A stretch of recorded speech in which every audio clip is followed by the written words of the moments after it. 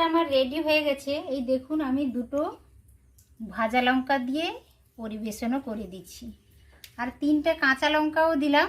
আপনাদের যার যেটা পছন্দ, একটু কাঁচা লঙ্কা, একটু ভাজা লঙ্কা আর একটু পেঁয়াজ কেটে রেখেছি। এই দেখুন, এটা বেশ পেঁয়াজ, ভাজা লঙ্কা, কাঁচা লঙ্কার সাথে বেশ খেতে বেশ যথেষ্ট ভালো লাগে। আপনারা এইভাবে ট্রাই করবেন।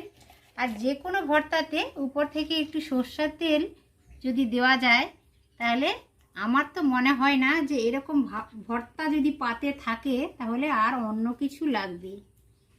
নমস্কার বন্ধুরা, গঙ্গাসাগরের বনেদি রান্না ও পরিবেশ ইউটিউব চ্যানেলে আমি সবাইকে স্বাগত জানালাম। দেখুন বন্ধুরা, সবাই তো বিভিন্ন ধরনের ভর্তা করে খান। আজ আমি এক ধরনের ভর্তা করব, খুবই কমন ভর্তা, আলুর ভর্তা। আলুর ভর্তাটা চিংড়ি মাছ আর বড়ি দিয়ে তৈরি করব। তো আপনারা দেখতে থাকুন। এখন আলুটা খোসা ছাড়িয়ে নেব। খোসা ছাড়ানোর পরে আলুটা আমি সিদ্ধ করে নেব। আমি রাইস কুকারে আলুটা ভাত বসাবো, ভাতটার সাথে আলুটা সিদ্ধ করতে দিয়ে দেবো, ওতেই হয়ে যাবে। আপনাদের সুবিধে মতো আলুটা সিদ্ধ করে নিতে পারেন, ভাতের সাথে দিয়েও করতে পারেন, কিংবা কড়াইতে জল দিয়েও করতে পারেন, কিংবা প্রেসার কুকার থেকেও করে নিতে পারেন। আমি এতগুলো বলে দিলাম, আপনাদের সুবিধে মতন আপনারা করে নেবেন। এখন আমি আলুর খোসাটা ছাড়িয়ে নিচ্ছি। সব সময় তরকারি করার সময়ও থাকে না, আর খেতেও ভালো লাগে না। তো ওই জন্য যদি এইভাবে একটা ভর্তা করে নেওয়া যায়, তাহলে ভাত সুন্দরভাবে খাওয়া হয়ে যায়, ভাতের সাথেও ভালো লাগবে। আজ আমি যে ভর্তাটা আপনাদের সাথে শেয়ার করতে চলেছি, এটা ভাতের সাথেও ভীষণ ভালো লাগবে, মুড়ির সাথে ভালো লাগবে, বা যারা সকালে জলখাবার হিসাবে ভিজা ভাত খেয়ে থাকেন, কিংবা ভাত খেয়ে থাকেন, কিংবা দুপুরে, কিংবা রাতে ডিনারে বা লাঞ্চে, যখন যার সুবিধা হবে এই ধরনের একটা যদি ভর্তা বানিয়ে নেওয়া যায়, তাহলে অনায়াসেই সব ভাত খাওয়া হয়ে যায়। বিশেষ কিছু মাছ মাংসের বা বিশেষ কিছু তরকারির প্রয়োজন হয় না। তো সেই ধরনেরই ভর্তা আজ আমি আপনাদের সাথে শেয়ার করছি। বন্ধুরা, আমার চ্যানেলকে সাবস্ক্রাইব করে আমার পাশেই থাকুন, আর বরাবরের মতন আমার চ্যানেলকে সাবস্ক্রাইব করে বরাবরের মতো বনেদি পরিবারের একজন সদস্য হয়ে যান। আলুগুলো খোসা ছাড়িয়ে আমি পরিষ্কার করে ধুয়ে নিয়েছি। এবার এই দেখুন, রাইস কুকারের মধ্যে আমি চাল ধুয়ে দিয়েছি, জল দিয়েছি, ভাতটা করব, আর এইটাতে আমি আলু সিদ্ধটা করে নিচ্ছি। আমি আগেও বলে দিয়েছি, আপনাদের সুবিধে মতন আলু সিদ্ধটা করে নেবেন। এতে আলু সিদ্ধটা করলে কি হয়, আলু সিদ্ধ বা যে কোনো জিনিস যদি সেদ্ধ দেওয়া হয় রাইস কুকারের মধ্যে, তাহলে খুব ভালোভাবে সেদ্ধটা হয়ে যায়। ওই জন্য আমি এর মধ্যেই করে নিলাম। তো এখন আমি রাইস কুকারটা অন করে নিচ্ছি। 20 মিনিট পর আবারও দেখা হচ্ছে। বাকি প্রিপারেশানটা আমি এরই মধ্যে করে নেব। এখন ভাতটা হয়ে যাবে আর আলু সিদ্ধটা হয়ে যাবে। দেখুন বন্ধুরা, ভাত বসিয়েছিলাম, ভাতটাও হয়ে গেছে, আলু সিদ্ধটা হয়ে গেছে। আলুগুলো আমি বের করে নিচ্ছি। আমি আগে বলেছি, আলুটা আপনাদের সুবিধে মতো সিদ্ধ করে নেবেন। আলুটা ভাত হওয়ার সাথে সাথে বা তাড়াতাড়ি সিদ্ধ হওয়ার সাথে সাথে আলুটা কিন্তু ফাটিয়ে নেবেন, না হলে আলু অনেক সময় চিট হয়ে যায়, আঠালো হয়ে যায়, তাতে কিন্তু ভর্তাটা ভালো লাগে না খেতে।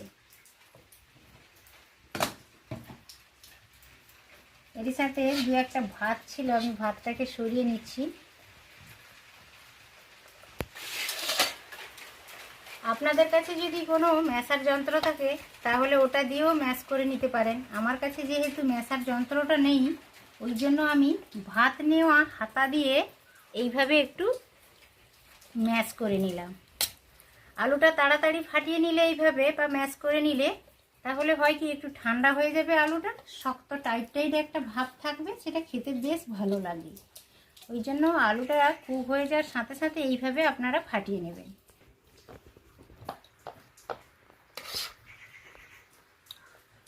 ভালো করে ম্যাশ করে নিলাম আলুটা, তত সময় একটু ঠান্ডা হয়ে যাবে। এর মাঝখানে আমি বাকি প্রিপারেশানটা করে নিচ্ছি। এই দেখুন, কয়েকটা বড়ি নিয়েছি, 7-8 পিস বড়ি নিয়েছি। এটা আমার বাড়ির তৈরি বড়ি। বাড়ির তৈরি বড়িটা ব্যবহার করলে বেশ ভালো লাগে খেতে। আর এই দেখুন, দুটো বড় সাইজের পেঁয়াজ আমি কেটে নিয়েছি ছোট ছোট করে। আর 10-12টা মতো চিংড়ি মাছ লবণ হলুদ মাখিয়ে নিয়ে নিয়েছি। আর 4-5টা আমি নিয়েছি শুকনো লঙ্কা ভেজে নেব। আর 3টে কাঁচা লঙ্কাও নিয়ে নিয়েছি। আর লবণ সরষের তেল তো রয়েছে। এখন যে স্টেপটা করতে হবে সেটা বড়িটা ভেজে নেব। চিংড়ি মাছ আর পেঁয়াজ আর লঙ্কা সমস্ত কিছু হালকা করে ভেজে নেব। এই দেখুন বন্ধুরা, ওভেনে একটা কড়াই বসিয়ে দিয়েছি। কড়াইতে 4-5টা শুকনো লঙ্কা দিয়ে দিয়েছি। এবার আমি সরষের তেল দিয়ে দিলাম অল্প।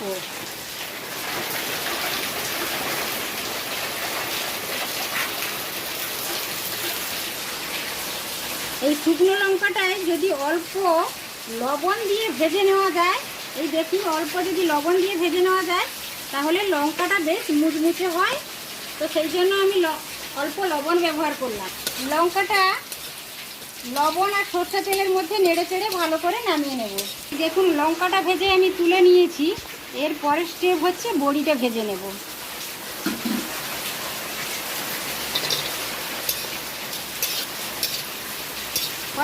লঙ্কার বড়ি ভাজা আমার হয়ে গেছে। এই দেখুন লঙ্কাটা ভেজে নিয়েছি, বড়িটাও ভাজা হয়ে গেছে। এর পরের স্টেপ হচ্ছে আমি পেঁয়াজটা ভেজে নেব। পেঁয়াজ আর লবণ হলুদ মাছে রেখেছিলাম চিংড়ি মাছটা হালকা করে ভেজে নেব। একই সাথে দিয়ে দিলাম। আলাদা করে চিংড়ি মাছ আর ভাজার কোনো প্রয়োজন নেই, তাহলে শক্ত হয়ে যাবে, রাবারি হয়ে যাবে। পেঁয়াজের সাথে নেড়ে চেড়ে বেশ কয়েক সেকেন্ড ভালো করে ভেজে নেব।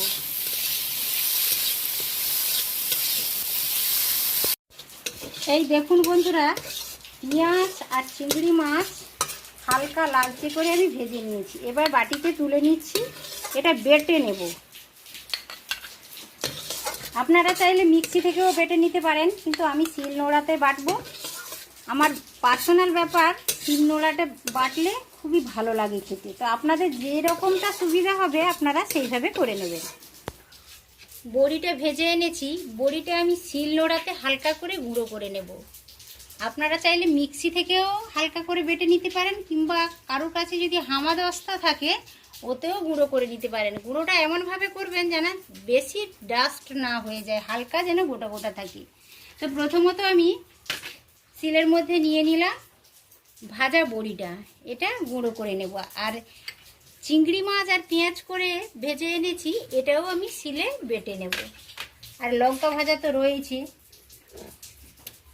হালকা হালকাভাবে একটু চাপ দিয়ে গুঁড়ো করে নেব। এটা বাটার কোনো প্রয়োজন নেই, হালকা গোটা থাকলেই খেতে বেশ ভালো লাগে।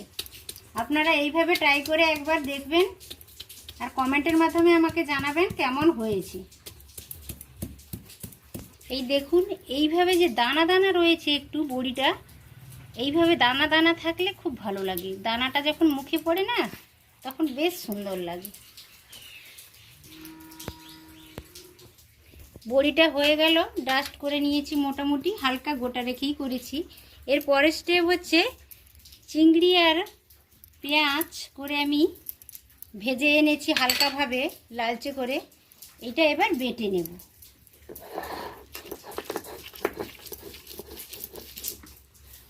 বেটে করলে শিলনোড়াতে দারুণ লাগে বন্ধুরা খেতে। এই দেখুন বন্ধুরা, আলুটা ফাটিয়ে দিয়েছিলাম কিছু সময় আগে, একেবারে ঠান্ডা হয়ে গেছে। আর ভেতরে যাতে গোটা না থেকে যায় এই জন্য হাতের সাহায্যে ভালো করে আমি ম্যাশও করে নিয়েছি। এবার সমস্ত উপকরণগুলো আমি দিয়ে দেব। লঙ্কা ঝালটা আপনারা নিজেদের পছন্দ মতো ব্যবহার করবেন, একটু বাড়িয়েও নিতে পারেন, একটু কমিয়েও নিতে পারেন। দুটো লঙ্কা নিলাম। লঙ্কাটা আমি বেটে আনিনি, লঙ্কাটা আমি হাতেই মেখে নেব। আর লবণটাও বুঝে ব্যবহার করবেন, চিংড়িতে লবণ রয়েছে। আর লঙ্কা ভাজার সময় আমি লবণটাও ব্যবহার করেছি, ওই জন্য লঙ্কাটা ভালো করে লবণে মাখিয়ে নিচ্ছি। আপনারা চাইলে ভাজা লঙ্কাটা শিলনোড়া থেকে পেঁয়াজ চিংড়ির সাথে বেটেও আনতে পারেন। আমি হাতের সাহায্যে ভালো করে মাখিয়ে নিলাম লবণ দিয়ে। বড়ি যে গুঁড়ো করে এনেছিলাম শিলনোড়া থেকে, সেই বড়িটা দিয়ে দিলাম। আর পেঁয়াজ আর চিংড়ি বেটে এনেছি, দেখুন এটাও দিয়ে দিলাম। এইভাবে এবার আমি সরষা তেলটা, আপনারা তেলটা আপনাদের নিজের পছন্দ মতো নেবেন। তেল তো শরীরের পক্ষে খুবই খারাপ, তো যাই হোক আপনাদের যতটা লাগবে সেই অনুসারে আপনারা তেলটা ব্যবহার করবেন। এবার হাতের সাহায্যে সমস্ত উপকরণগুলো আমি এইভাবে মেখে নিচ্ছি, আপনারাও তাই করবেন। এটা খেতে যথেষ্ট ভালো লাগে। বিশেষ কিছু তরকারি মাছ মাংসের প্রয়োজন হয় না, মাঝে মাঝে এই ধরনের ভর্তা করে খেলে বেশ ভালো লাগে।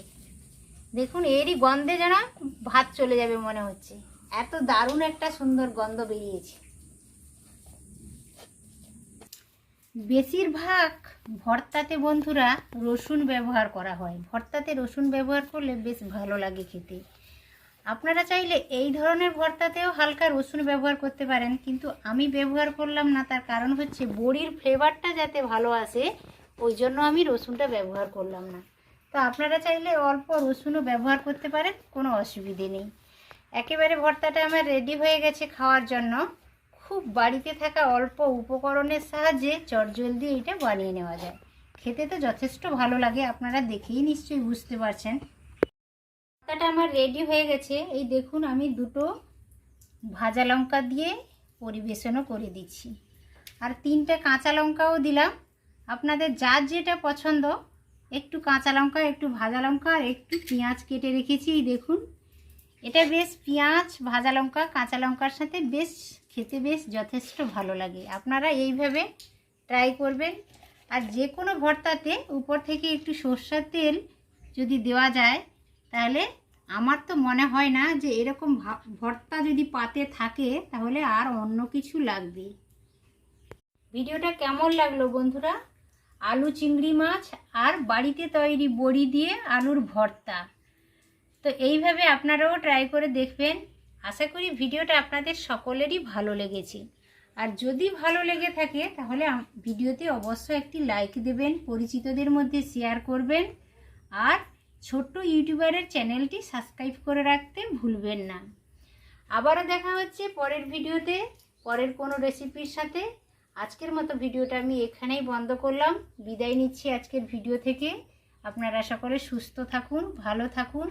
এত সময় আমার সাথে থাকার জন্য আপনাদের সকলকে সহস্র ধন্যবাদ জানিয়ে আজকে ভিডিওটা শেষ করলাম। নমস্কার।